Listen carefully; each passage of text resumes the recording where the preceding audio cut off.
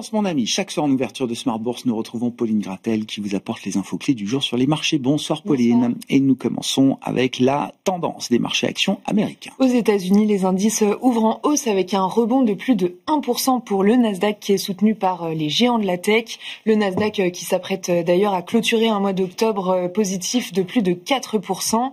Le S&P 500 et le Dow Jones sont dans le vert en octobre de l'ordre de 2%. Les indices américains ont été soutenus par la micro ce mois-ci.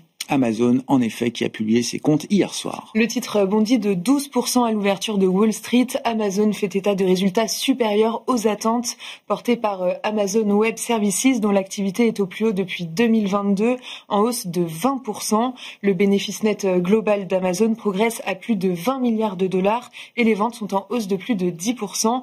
Les perspectives qui comprennent les fêtes de fin d'année sont solides. Ouais, effectivement, perspectives et résultats d'Amazon qui sont particulièrement salué par les investisseurs, un titre qui n'avait rien fait jusqu'à présent depuis le 1er janvier. Et puis on notera la publication très solide d'Apple avec une réaction sur le titre un peu moins forte quand même que celle d'Amazon. Oui, parce que le titre est à l'équilibre dans les premiers échanges. Ce qui est salué, ce sont surtout les perspectives de vente grâce à l'engouement autour de l'iPhone 17. Apple anticipe un trimestre de fin d'année record et enregistre une hausse de 20% de ses bénéfices à 112 milliards de dollars sur son exercice fiscal 2024-2025 clos en septembre. Pour rappel, mardi, on en avait parlé, Apple est devenue la troisième entreprise après Nvidia et Microsoft à valoir plus de 4 000 milliards de dollars. Et puis tout autre secteur qui commence à publier ses résultats aux États-Unis, le secteur pétrolier avec Chevron et ExxonMobil. ExxonMobil dépasse les attentes des analystes pour le 6e trimestre consécutif. La baisse des prix du pétrole est compensée par une augmentation de sa production en Guyane notamment. Le groupe annonce aussi un programme de rachat d'actions. Le titre est à l'équilibre. Chevron, de son côté, est en hausse de 3% après avoir également dépassé les attentes et fait état d'une production record après le rachat de Hess. En Europe, la tendance des indices actions est négative pour cette dernière séance du mois. Oui, ils évoluent en léger repli aujourd'hui pour l'Eurostoxx 50 et le Stoxx 600. En France, le CAC 40 évolue lui aussi en repli de l'ordre de 0,5%, autour de 8100 points plombés par Saint-Gobain et AXA qui sont dans le rouge après leur publication. Allons-y dans le détail donc pour la publication de Saint-Gobain dont le titre cède 4% en effet, lanterne rouge du CAC. Le groupe fait état de volume en fort recul en Amérique du Nord mais publie toutefois un chiffre d'affaires stable en données comparables et confirme ses objectifs annuel. AXA, de son côté, cède plus de 3%.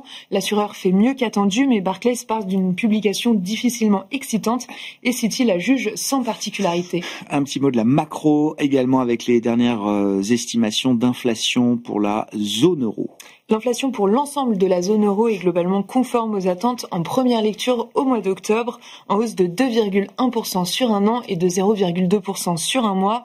En version cœur, elle s'établit à plus 2,4% sur un an, légèrement supérieure aux attentes. Que dire des grands équilibres observés sur les autres marchés, à commencer par les marchés obligataires, Pauline? En Europe et après la publication de l'inflation, rien à signaler sur le 10 ans allemand qui est stable autour de 2,65%. Aux États-Unis, le rendement à 10 ans se stabilise également après sa hausse d'hier à 4,10%. Sur le marché des changes, le dollar est stable face à un panier de grandes devises et l'euro-dollar se traite autour de 1,1550. Quel est le programme qui nous attend la semaine prochaine ? On prendra connaissance la semaine prochaine de la décision de la Banque d'Angleterre. Les PMI manufacturiers et services sont attendus pour la zone euro. Côté américain, le shutdown se poursuit depuis maintenant 31 jours. La semaine prochaine aurait dû être celle de l'emploi du mois d'octobre. Côté résultats, on attend ceux de Palantir, AMD, Novo Nordisk, Bouygues ou encore Téléperformance. Tendance, mon ami, chaque soir en ouverture de Smart Bourse, Pauline Gratel vous apporte les infos clés du jour sur les marchés.